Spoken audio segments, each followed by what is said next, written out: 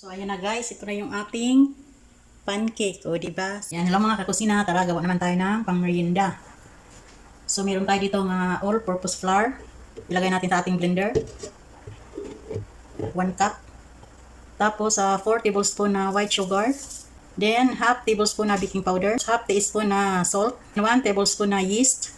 Lagyan natin siya ng pampakulay. Lagyan natin siya ng 2 egg. Tapos, milk. 1 cup. Vanilla. At saka melted butter.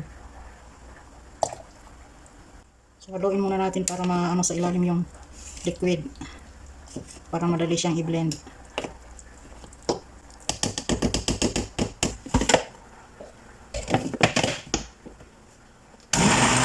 So, ayan. Okay na ito. Ayan siya. Niluluto na natin. So, ayan na yung ating kawali. Mainit na siya. Lagyan na natin siya.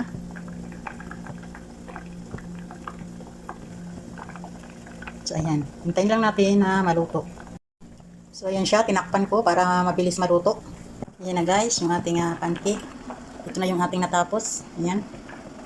Diba? Easy.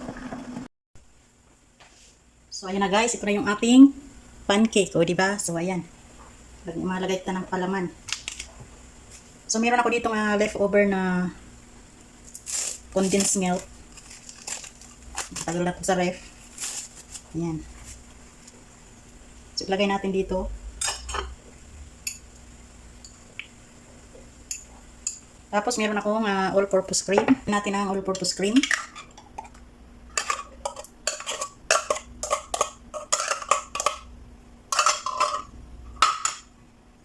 Then, i-mix lang natin.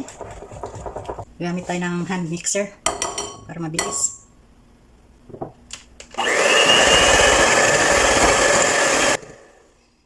So, okay na yan.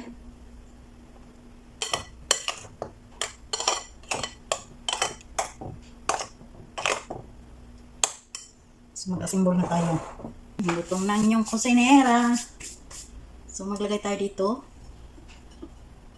Tapos, meron tayo dito yung slice cheese. Lagyan natin dyan. O, diba? Anong ginagawa ko mga kakusina? Hot cake burger. Ay, pancake burger. Tapos, lagyan natin ito. Lagyan natin sa ibabaw. Ayan. Di ba?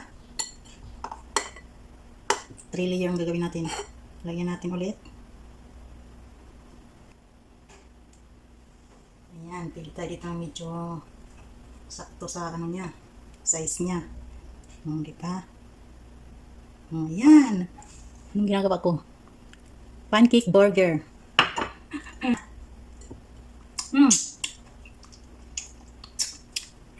Sarap. Ayan na. Oh. Diba? Sarap.